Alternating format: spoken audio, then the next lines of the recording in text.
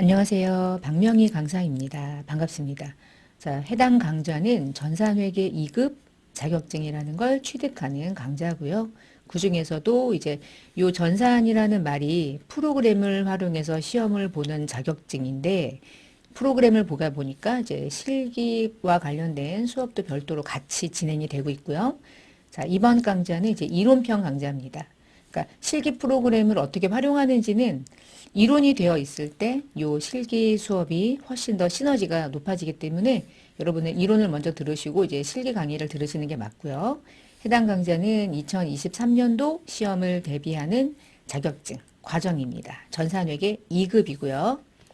자, 이번 시간에는 전산회계 2급 자격증에 대한 시험 안내와 회계가 무엇이고 회계는 어떤 것들이 있는지를 보고요. 그리고 관련된 기출문제가 이 공부 요 정도만 했는데도 어떤 문제가 나오는지 마지막으로 이제 학습 정리하면서 관련된 과정을 좀 마무리를 지으려고 합니다.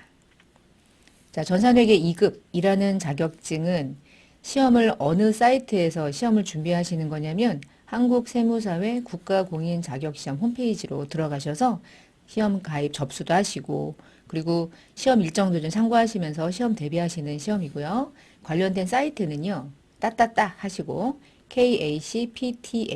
kacpta.or.kr 들어가시면 되겠어요. 자, 제가 프로그램을 들어가기 전에 이제 홈페이지를 한번 제가 이렇게 들어가 볼게요. 여기 지금 들어왔고요. 앞에, 맞아. 이게 라이센스가 반드시 들어가야 돼요. 저 홈페이지 들어가실 때. 자, 다시 홈페이지 제가 바꿨어요. 순식간으로다. 앞에 license.kacpta.or.kr 요 라이센스 자격시험 홈페이지가 따로 있고 한국 세무사의 홈페이지가 따로 있거든요. 그래서 세무사의 홈페이지 들어가시면 시험 접수 사이트가 아니에요. 반드시 요 라이센스라는 게 명시되어 있는 홈페이지로 들어가셔야 되고요. 자, 이게 화면 들어가서 그 중간쯤에 보시면은 요 오른쪽 중간 오른쪽 우측에 시험 일정 올라와 있는 거 보이시죠? 2023년도 시험 일정입니다. 1년에 한 6번 정도 시험을 보고 있어요. 그래서 대부분 시험 일자가 2, 4, 6, 8, 10, 12에서 짝수달별로 그리고 짝수달에 거의 가장 첫 주 토요일이나 일요일 이렇게 이틀 중에 하루로 시험을 보고 있으니까 시험 일정은 이렇게 참고를 해주시고요.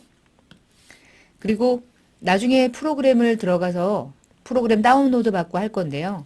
우리가 시험 보는 프로그램의 명칭은 K2랩이라는 프로그램이에요. 그래서 여기 들어가셔가지고 프로그램을 무료로 다운로드 받으시는 거고요. 관련된 시험을 준비할 때 기출문제를 좀 보고 싶다. 어떻게 문제가 나오는지 그럴 때는 여기 기출문제 다운로드에 들어가서 다운받으시면 돼요. 이거는 뭐 NCS 자료고요. 여기 이런 자료들을 다운받을 때 기출문제 자료는 회원 가입이 돼서 로그인을 해야지만 기출문제를 다운받을 수 있으니까 우측 상단에 보시면 회원 가입할 수 있게 별도로 있습니다. 그래서 회원 가입하시고 로그인을 하신 다음에 관련된 자료를 좀 다운받으셔서 시험 대비를 하시면 되겠어요. 자, 그러면 좀 메뉴를 닫아 볼게요. 자, 닫아놓고 그러니까 전산회계 2급 자격증이 시험 전체 급수로 따지면 초급 자격증이에요. 가장 쉬워요. 자, 왜 가장 쉬운지는 시험 소개에서 설명을 드릴 거고요. 시험은 전체가 60분 동안 시험을 봅니다. 1시간 동안. 1시간 동안 시험 보는 모든 문제에 이론형으로 출제가 되는 게 30점, 100점이고요. 실기로 프로그램에 직접 입력하는 문제 전체 점수가 70점이에요. 전체는 100점 만점. 그 중에 여러분이 합격하시려면 그 중에 70점 이상이면 이제 합격이 돼요. 이때 예를 들면 실기 다 맞고 이론 다 틀려도 70이기만 하면 되니까 합격. 이론 다 맞고 실기 절반 떨어졌다. 그래도 70점. 하여튼 70점 이기만 하면 합격입니다. 근데 이론은 15문항으로 구성이 되어 있고요. 15문항이니까 한 문제당 2점씩 100점이고요. 실기는 K랩이라는 프로그램을 활용해서 입력하고 조회하고 하는 것들이에요. 근데 간단해요. 생각보다 간단해. 근데 실기를 잘하려면 이론이 돼 있어야 실기는 활용하는 거니까 이론에 해당하는 내용들을 차근차근 공부를 해두시고 그리고 이제 실기 수업을 들으실 때 내가 알고 있는 내용들이 이 K랩이라는 프로그램을 통해서 어떻게 입력이 되는지 그런 연습을 하시는 거예요. 이게 아무래도 기초 자격증이기 때문에 회계를 전혀 모르는 상태에서 공부하는 대부분의 학생들이 처음으로 이제 자격증이라는 걸 취득하기 위해서 공부하는 자격증이거든요. 가장 기초, 초급 자격증. 그래서 본 강의는 가장 기본적인 것부터 차근차근 나아가서 마지막 시험을 대비하는 부분까지 공부하는 거기 때문에 강좌 수가 오히려 또 얘보다 조금 더 중급 자격증보다 강좌 수가 재무회계 편은 훨씬 많을 거예요. 분계 어떻게 하는지, 회계에 대한 기본적인 내용들을 하나부터 마지막까지 차근차근 진행하는 과정이니까 기초 과정이 필요했다. 그러면은 뭐 본 강의로 여러분이 시험을 대비하시는 것도 전혀 문제가 되지는 않을 거고요. 자, 그러면 이제 시험 소개를 좀 해드릴게요. 우리 이 시험이라고 하는 게 자격증이 4개의 급수로 나누어져 있는데요.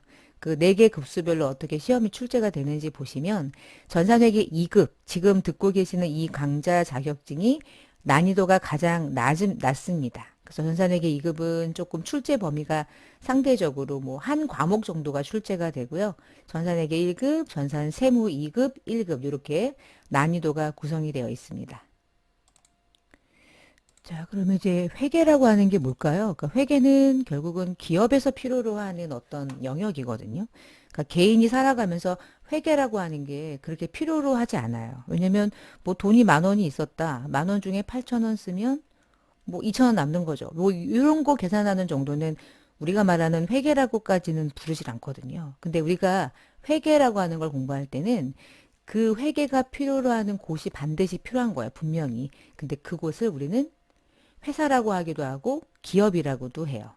근데 우리가 이제 기업과 회사는 비슷한 것 같지만 조금 다릅니다. 그래서 우리 이제 기업의 입장이라고 보시면 되겠고요. 근데 그 기업이라고 하는 종류는 어마무시하게 많이 있거든요. 그래서 잠깐 기업의 종류를 조금 보고 그 다음에 이 회계가 어떻게 다양하게 나누어져 있는지 그것들을 조금 보도록 할게요. 그러니까 뒷페이지 보시면 기업의 분류라고 쓰여 있는 거를 잘 보시면 다양한 형태로, 다양한 기준으로 기업을 많이 구분하고 있어요. 예를 들면 이런 거예요. 규모가 크냐, 규모가 좀 작냐, 아주 영세하냐를 가지고 기업을 형태를 구분하죠. 단순하게 생각하면 돈 많이 있는 기업이냐, 돈 적냐, 정말 작냐 이렇게 말할 수도 있지만 대부분 여러분 대기업이라고 부르는 곳들은 대부분 그 기업의 자본을 외부의 다양한 사람들로부터 투자받아서 운영하죠. 그래서 그들을 우리는 뭐라고 부르냐면 주주라고 불러요. 또는 채권자일 수도 있어요. 근데 주식을 보유하고 있는 그 기업의 또 다른 주주, 또 다른 주인들을 말하는 거죠. 대부분 중소기업들은 이런 식으로 자금 조달이 조금 어렵습니다. 누가 투자하기도 좀 그렇고. 그래서 우리가 상장된 기업이라고 말하는 기업들은 다 대기업을 의미한다라고 보셔도 돼요. 여러분이 알고 있는 코스피 또는 코스닥 기업들 이런 기업들을 대부분 통칭하는 거고요. 그렇지 않은 기업들은 좀 중소기업이죠. 에이, 너무 작아요. 뭐 혼자서 사업을 해요. 치킨 가게 합니다. 그런 기업들은 영세기업이라고도 부르죠. 우리 코로나19 때문에 영세기업들이 힘들죠. 왜냐하면 1인 기업이 대부분이잖아요. 그쵸? 누군가로부터 투자받아서 자금을 하거나 엄청난 규모를 가지고 있지 않기 때문에 그냥 개인 사장님들이라고 생각하시면 돼요. 그럼 우리는 시험 볼 때 어떠한 기업이 회계라고 하는 분야가 필요로 할까라고 하는 이 회계를 공부할 때 첫 번째 우리가 알고 들어야 될 건, 알고 들어가야 될 부분들은 우리는 어느 기업을 공부하는 것이냐 이게 상당히 중요한 거예요. 근데 결론을 얘기하면 전산세무회계라고 하는 이 시험의 특징은 대기업을 다루는 시험 아니고요. 그렇다고 영세기업을 다루지도 않아요. 영세기업을 다루는 건 혼자서 치킨 팔아서 얼마 벌었지? 단순한 계산이거든요. 그래서 이렇게 단순하게 계산하는 건 가계부라고 하는 형태를 가지고도 아주 완벽한 나름의 손익을 구성할 수 있어서 우리가 공부하는 기업은 일단 기본이 중소기업입니다. 어떻게 자금을 출자하느냐? 공공기관, 국가로부터 자금을 조달받아서 운영하는 거죠. 그래서 공기업 들어가면 뭐 사실 여러분이 그냥 일상적인 우리끼리 알고 있는 용어로 뭐 망고땡이죠 뭐. 꼴직이죠. 공기업 들어가기 위해서 목숨 걸고 공부하는 것처럼. 자, 사기업도 마찬가지예요. 사기업은 개인적으로 주주로부터 출자받은 기업인데 그 사기업의 종류가 대냐, 중소냐, 영세냐 이런 거죠. 출자 공동으로 사업을 하는 경우도 있고요. 근데 이 중에 우리가 공부하는 기업은 기본적으로는 사기업이겠죠. 업종이 다양해요. 광물을 채굴을 하느냐, 아니면은 어업을 하느냐, 은행이냐, 아니면 어디 보험회사냐. 일반적으로 물건이 하나 있고 그걸 사다가 떼다가 팔아서 단순한 손익을 얻느냐. 이러한 기업들을 우리가 상기업이라고 불러요. 그러니까 상기업은 어떻게 물건을 사고 팔아가지고 돈을 남기냐면 100원에 사서 먼지만 털고 250원에 팔아서 150원 마진 남기는 거죠. 그런 기업들을 상기업이라고 불러요. 상기업의 대표가 어딜까요? 상기업의 대표? 편의점 같은데. 조그만 슈퍼마켓. 슈퍼마켓은 물건을 만들어서 팔지 않죠. 사다가 팔죠. 그러니까 그냥 단순하게 매장만 있으면 되는 거예요.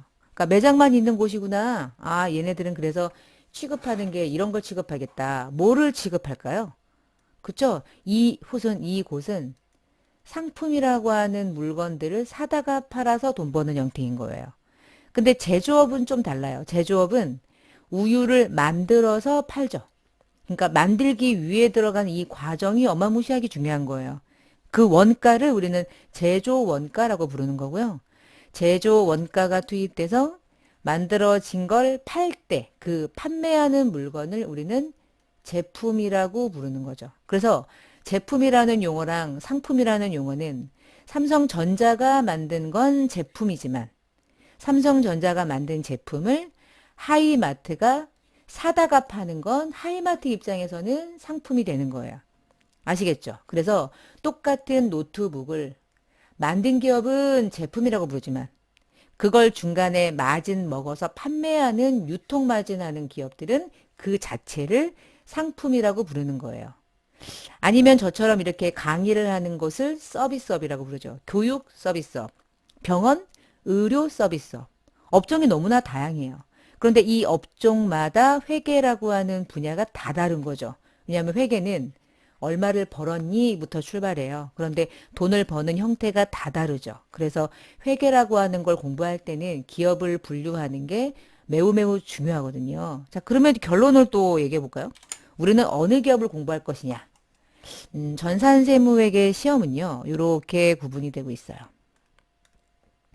이 시험이 어떤 식으로 출제가 되는지 보니까 전산회계 2급이 있고 1급이 있고 이제 회계가 끝나고 나면 좀 어려운 공부로 넘어가는 거예요. 그게 이제 세무 파트입니다. 근데 이 네 개의 급수 중에 도소매업을 취급한다는 얘기는 상기업이란 뜻이거든요.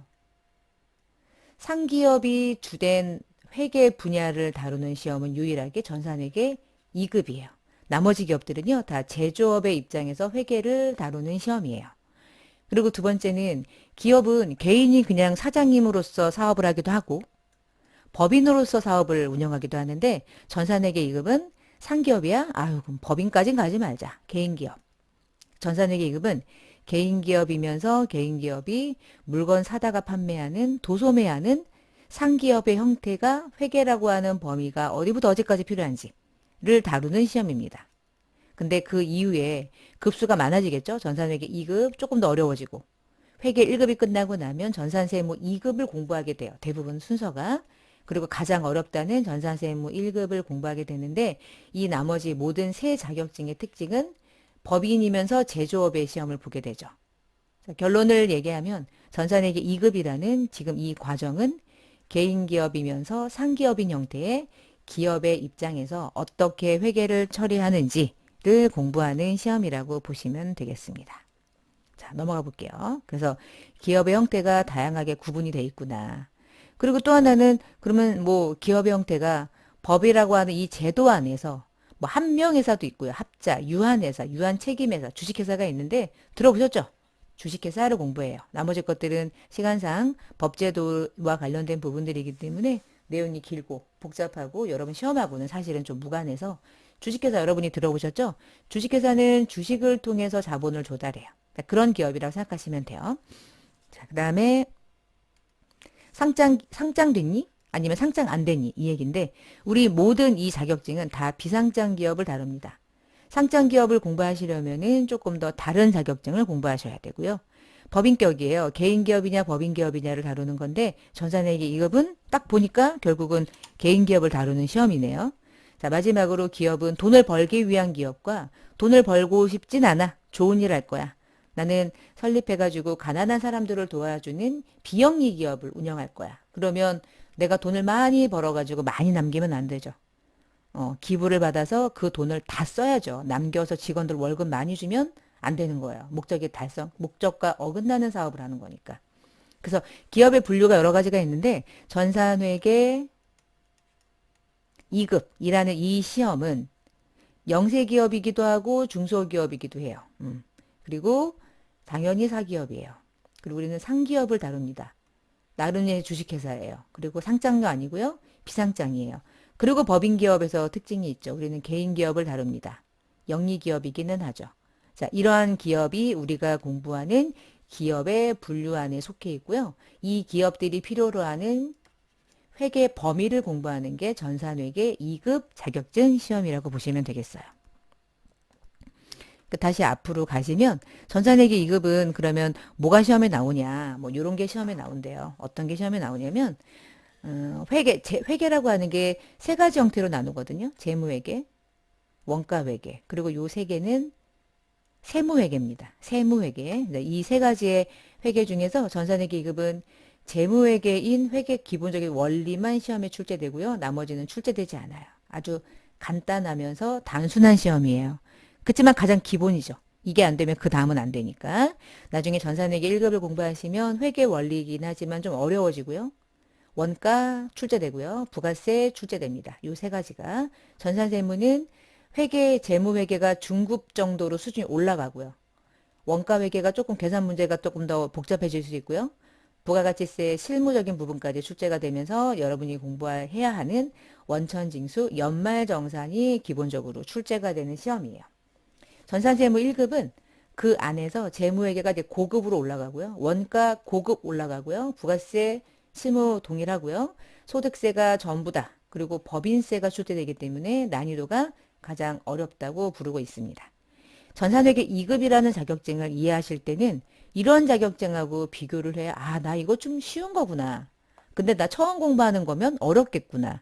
쉬운 건 아니겠구나. 그렇게 기본적인 자격증의 특징을 알고 가셔야 될 것 같아서 시험 안내를 좀 드렸습니다. 뭘 공부해야 되는지 아셔야겠죠? 우리는 재무회계만 출제가 되는데 회계 원리 부분만 시험에 출제된다. 이렇게 생각하시면 돼요. 그럼 회계가 뭘까요? 자, 회계라는 건 무엇일까요? 회계를 영어로 어카운팅이라고 불러요. 계산을 하는 거죠. 그러니까 예를 들면. 그러니까 회계가 그러면 의의를 얘기한다. 그럼 회계가 무엇이냐라고 누가 물어본다면 회계? 얘가 필요한 거야. 기업이. 기업이 필요해. 근데 왜 필요한 거야? 네가 돈 번 걸 너가 알면 되는데 회계라는 게 도대체 뭐 하는 거니? 회계라고 하는 거 정의는 기업이 얼마만큼의 돈을 벌었는지를 알려줘야 돼요. 보고를 해야 할 의무가 있어요. 왜 의무가 있는지 알아요? 돈을 외부의 주주나 채권자들에게 조달받아서 사업을 운영하기 때문이에요. 조달받아서 운영했죠. 그러면 돈 얼마 벌었는지 알려줘야죠.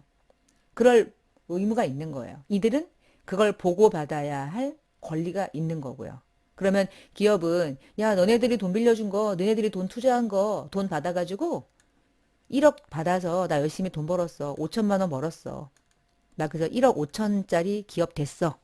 그럼 이들이 원하는 게 뭘까요? 채권자가 원하는 건 뭘까요? 아, 그래? 벌었어?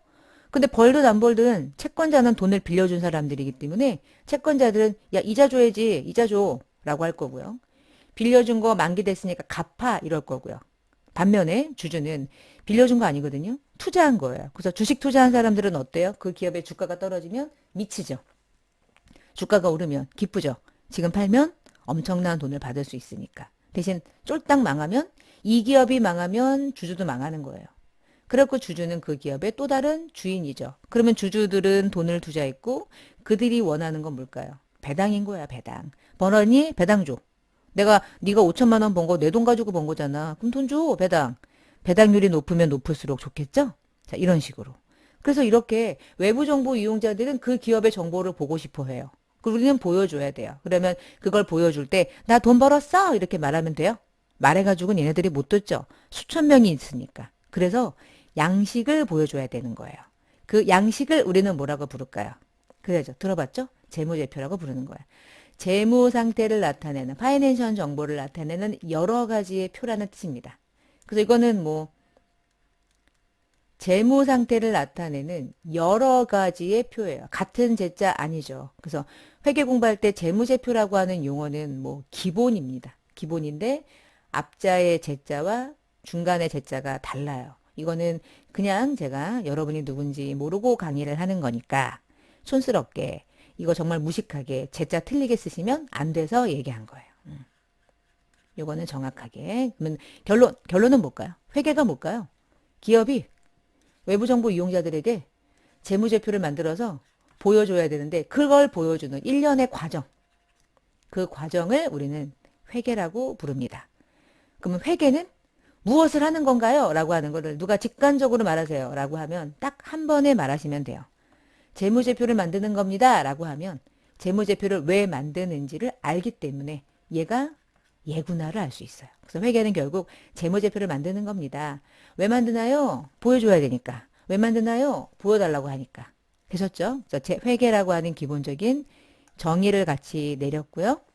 자, 그 다음에 페이지로 넘어가 볼게요. 아이고. 방금 전에 얘기했던 이런 부분들이에요. 그래서 회계 실체라고 하는 게 기업의 정보를 보여주는 겁니다. 라고 얘기했는데, 자, 여기서 이제 얘기하고 싶은 건 이런 거예요. 전산회계라고 하는 게 뭘까? 그냥 회계가 아니라 왜 전산일까? 왜 전산이냐면 요즘에 그런 회계라고 하는 그 정보를 식별하고 뭔가 측정하고 전달해야 되는데 그거를 어떻게 다 수기로 하겠어요. 누가 손으로 합니까? 그쵸? 그래서 수기로 하지 않고 프로그램을 활용하는 거예요. 프로그램을 활용하면 기업이 가지고 있는 여러 가지 경영 성과를 식별하는 건 당연히 인간이 해야 되겠죠. 그 인간이 해서 자료가 생기면 그 자료를 입력해요. 자, 입력하면 재무제표라고 하는 그 양식을 만들어내는 모든 과정을 대부분 도와주는 역할을 전산이 하는 거예요. 그래서 막 산출이 되고 그걸 정보 이용자들에게 보여줄 수 있는 예쁜 양식으로 만들어주는 과정을 서포트해주는 역할이죠. 근데 이제 대부분 전산을 가지고 하기 때문에 이론이라고 하는 게 어느 정도 체계적으로 잘 되어 있으면 그 다음은 프로그램이 알아서 도와주는 역할을 하는 거고요. 전산회계 2급은 그 프로그램을 K랩이라고 하는 프로그램을 활용해서 하는 거예요. 그래서 그런 식으로 프로그램을 활용하기 때문에 요즘에는 전산이라는 자격증이 각광을 받는 거죠. 전산 프로그램을 활용하지 않고 회계를 수기로 작성할 수 있는 일은 이제 없는 것 같아요.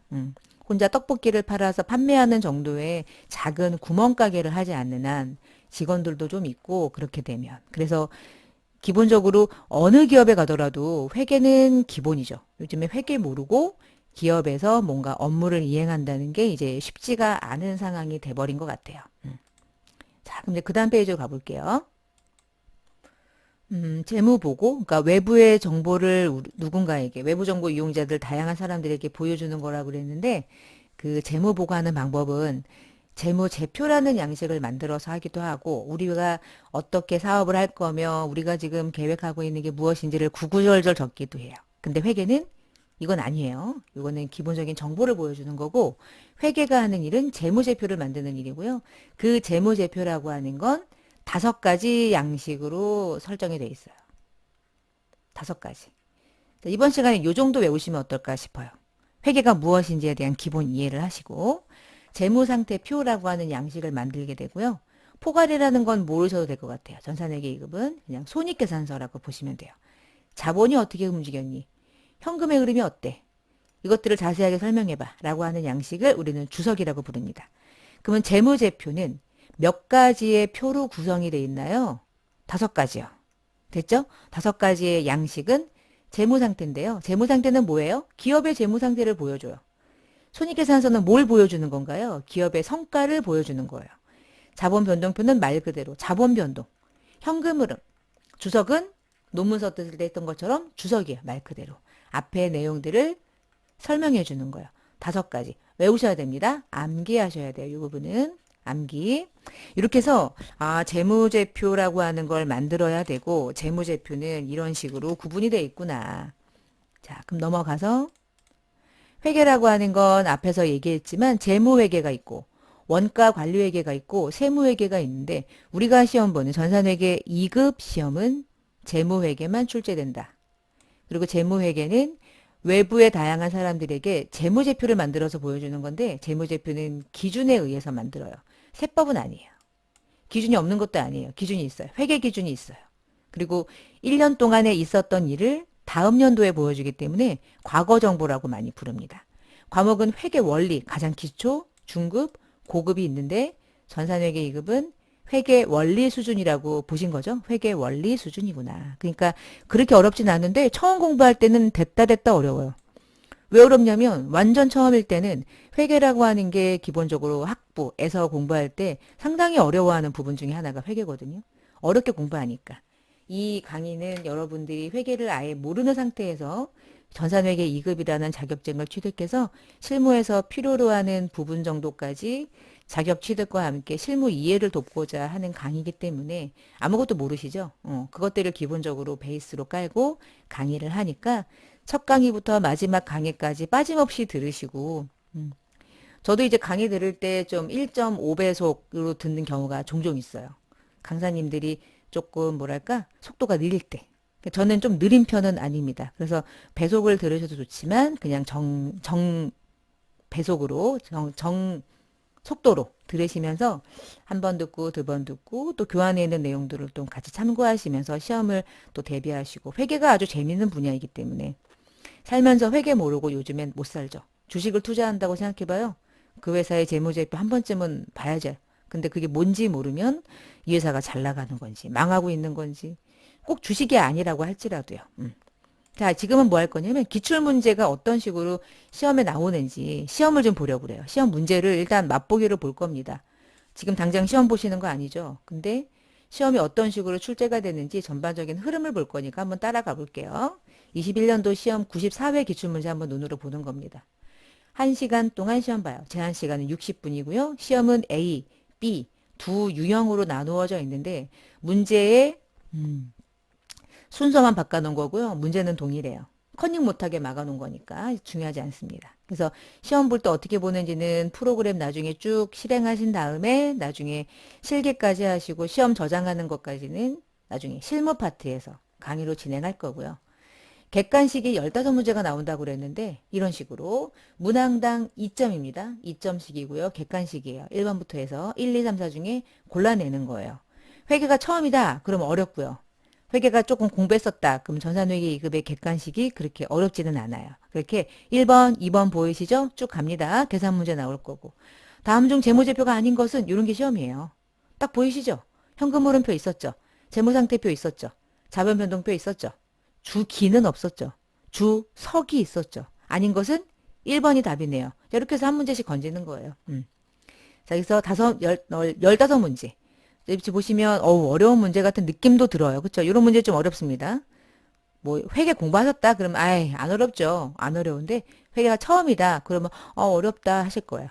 15문제까지 2점씩 30점 배점 객관식이고요. 자, 실무 시험은 프로그램에 입력하는 거예요. 그래서 문제 1번 사업자 등록증 보고 틀린 거 정정하세요. 문제 6점이나 줘요. 이거는 껌입니다. 그냥 보고 틀린 거 찾아서 수정만 하면 돼요. 머리를 쓸 필요가 없어요. 자, 2번 문제. 재무상태표가 보이네요. 재무상태표 중에 잘못된 거 찾아서 프로그램 들어가서 비교하면서 수정하는 거예요. 너무너무 쉬워요. 6점, 벌써 12점이죠. 이런 식. 자, 외상매출금 지급범위라는 계정 과목의 거래처에 금액 틀렸대요. 가가지고 수정하는 거예요. 껌이죠. 자, 이런 식으로. 그리고 지금부터는 7월 4일에 이런 거래가 있었대요. 분개하세요. 이 얘기예요. 일반 전표 입력 메뉴에 입력하세요. 두 글자로 말하면 분개하세요 라는 뜻이에요. 분개. 그래서 우리가 회계 공부할 때 제일 잘해야 될 게 뭐냐 이렇게 물어보면 결국은 처음부터 끝까지 분개하는 거예요. 일반 전표 입력하세요. 분개하세요. 입력은 하는 거 어렵지 않잖아요. 뭐 프로그램 지금 여러분 엑셀이나 기본적으로 키보드를 가지고 인터넷 조회하거나 글을 쓰거나 입력하는 거 못하시는 분 없으시죠? 그러면 이 강의를 못 들으실 거예요. 뭐 이렇게 들어올 수도 없잖아요. 기본적으로 입력하는 건 하나도 어렵지 않아요. 입력을 해야 될 내용을 이해하고 답을 찾아내는 게 어려운 거죠. 이제 그 과정이 이론이라고 보시면 되겠어요. 그래서 쭉 내려가 볼게요. 자, 이런 식으로. 그래서 8번까지가 일반 전표, 그리고 5번은 문제 큰 5번은 잘못된 거 수정하는 거, 문제 6번은 결산하는 거. 회계에서 마지막은 결산이거든요. 1년 동안 어땠니? 틀렸니? 수정하라. 이렇게. 그리고 마지막은 뭐 접대비가 얼마였습니까? 찾아서 등록하는 주관식 문제인데 장부조회예요. 뭔가 이제 입력을 한다기보다 찾아내는 거죠. 얘가 주어진 정보가 이런 거 있어. 이것 좀 프로그램 열어가지고 찾아봐. 이렇게 찾아보는 문제. 여기까지가 실기 문제 끝입니다. 기출문제 이런 식으로 출제가 되고 마지막은 뭐 이렇게 적혀 있어요. 자, 이렇게 시험에 출제가 되고 있습니다. 기출문제 확인. 자, 이번 시간 끝났어요. 그래서 마지막 학습 정리라고 하는 건 별거 아니고요. 이번 시간에 공부했던 것 중에서 첫 번째, 결국은 OT 같은 시험이긴 했지만 여러분이 이번 시간을 통해서 반드시 알아야 될 게 하나가 있다면 회계의 기본적인 목적을 잘 설명한 것 중에 하나, 둘, 셋, 네 개 중에 찾아보죠. 기출문제입니다. 자, 1번. 회계는 기업의 재무 상태와 경영 성과를 파악하고자 한다. 그러려고 한 거 아닌가요? 그렇죠? 2번. 회계는 기업의 경영 성과만 파악해요? 아니잖아요. 두 개 다 중요하죠. 성과가 좋아야 재무 상태가 좋아지는 거죠. 여러분이 한 달 동안 일을 열심히 했어요. 그래서 월급을 받았어요. 뭐 100만 원 받았다 해봅시다.